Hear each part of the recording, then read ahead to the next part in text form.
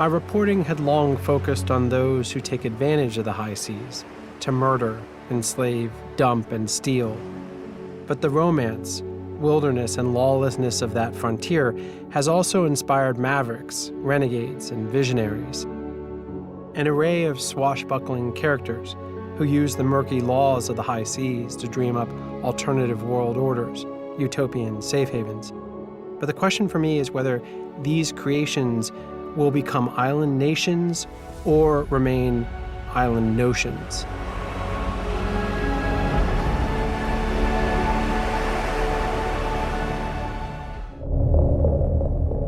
Two-thirds of the planet is covered by water. It's our planet's wildest frontier, breathtaking as much as it is vital to all life. A place of discovery and endless reinvention, a metaphor for freedom, as well as a profoundly dystopian realm where the darkest of all humanities play out. Over 50 million people work at sea, and human rights and environmental abuses often occur with impunity. 6 of you. 6 people. We are sleeping in here. So hot. This is, I've never ever seen this bad. My name is Ian Urbina. As a journalist, I've spent the past decade reporting from this lawless frontier. I run an investigative journalism organization called the Outlaw Ocean Project that reports about crimes happening in this space.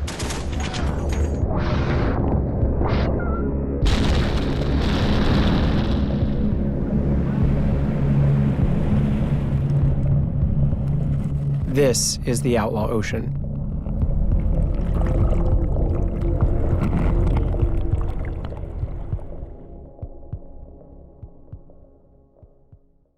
This is Radio Carolina. It's 1965. The BBC and other broadcasters are only playing popular music late at night, leaving young audiences starved for more. Rogue DJs turn to the Outlaw Ocean. Aboard ships in the rough North Sea, just beyond the reach of British laws, pirate radio stations are born. They quickly attract millions of listeners. Millions of kids have learned to say, "I love Caroline" on 199, and they lap it up from 6 in the morning until 8 o'clock at night. One such pirate broadcaster was Paddy Roy Bates. He took this legal quirk a step further. On Christmas Eve of 1966, he motored a small boat 7 miles off the coast of England to a rusty, abandoned anti-aircraft tower. At the time, Ruff's Tower lay just outside British waters. Inspired with a nutty idea for a perfect gift for his wife, Roy took hold of a grappling hook and rope, clambered aboard, and declared it conquered, even making it into the local news of the time. Why did you do it? Well, I'm not really introspective, really, you know, and I never really look for the reasons why I do a lot of it. I suppose I'm a maverick. I do the unusual, and I enjoy doing the unusual. And these sort of things don't just tempt me, they attract me like a magnet, and I just have to do them, that's all. He named the disused platform just outside Britain's territorial waters Sealand. It didn't look like much, but now it was his, and his alone. And what a perfect gift for his wife. But it wasn't long before Bates's new nation was challenged in British courts, a colorful story that was reported by American media at the time. The British Navy sent a boat close by. Roy Bates' son, Michael, fired warning shots. Father and son were brought to court, but a judge ruled that since Sealand lay 7 nautical miles outside British waters, British courts had no jurisdiction. Bates took that as recognition, created a flag, stamps, passports, and currency with Jones' arresting profile and a motto, E Mare Libertas, from the sea, freedom.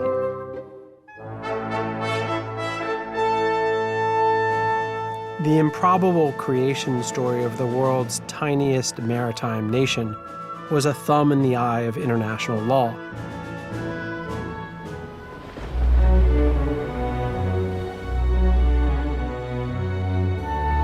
Since Jules Verne's 20,000 Leagues Under the Sea was published in 1870, people have dreamed of creating permanent colonies on or under the ocean and reinventing to their advantage the laws that govern. La Repubblica del Rosa, an Adriatic version of Sealand, lasted a grand total of 55 days before the Italian government blew it up.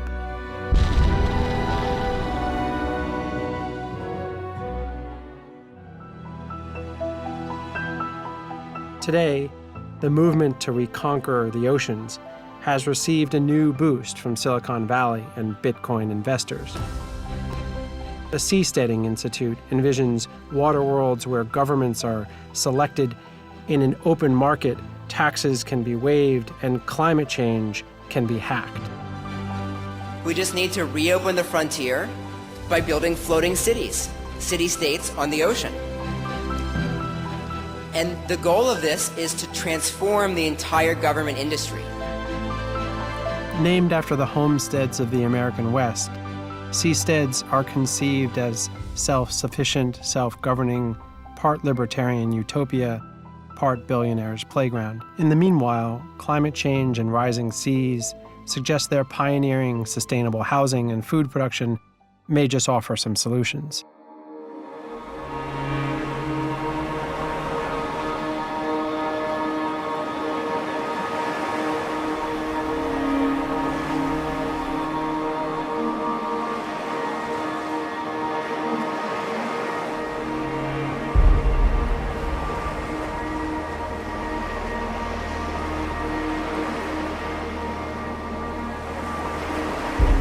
This is an amazing opportunity for humanity to redream society. This is not just about exploring and finding new territory or creating micronation states. We are talking about entire new ways of organizing society with no fixed borders, no divisions, and no limitations. I invite you to journey back to our roots. We came from the ocean, and we will go back to the ocean.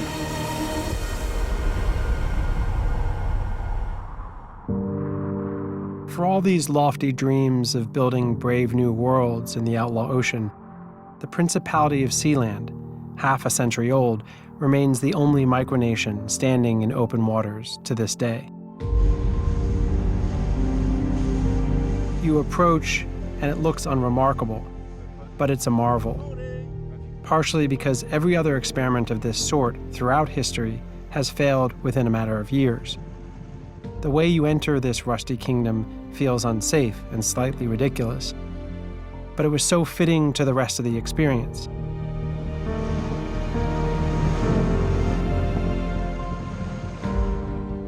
Today, the citizenry of Sealand has dwindled to one.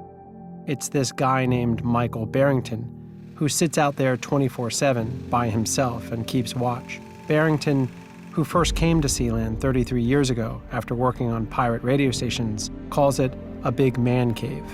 Where would you like your stamp? Anywhere? Anywhere, yeah. And who passes out here? Mostly fishing boats, or who comes by here? Pilot boats every day. Okay. We've got fishing boats as well. Apart from that, not a lot else. Yeah.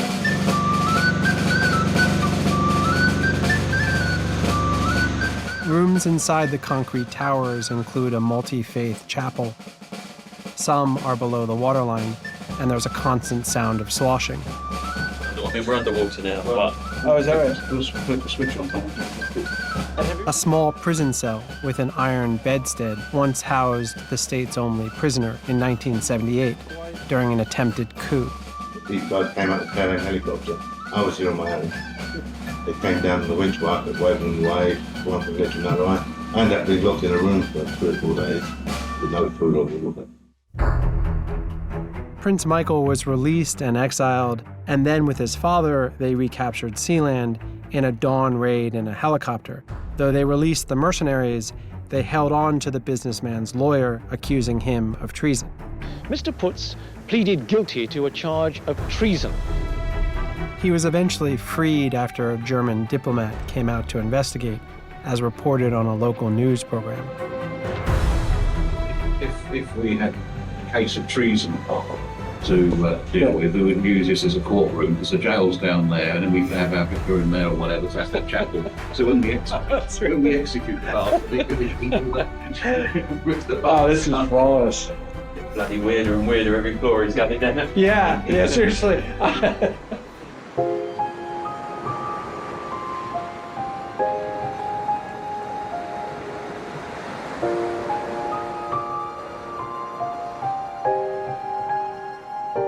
Since then, Sealand has paid its bills and kept afloat by playing host to various companies, including offshore internet server farms and tech firms, renting its space for exhibitions, oddball weddings, or music videos. But one thing was clear to Bates. Sealand was born not out of thievery, but out of conquest, and its governance would remain firmly rooted in ethics and law. Kind of child porn, kiddie Right. kind of terrorism. Right. If you want to be a country, you've got to act like a country. Acting like a country having a bit of morality. Right. Yeah? Taking advantage of a gap in international law, Sealand had grown old, while other attempts at seasteads never made it far beyond what-if imaginings. Perhaps the true secret to Sealand's survival was its limited aspirations. It had no territorial ambitions.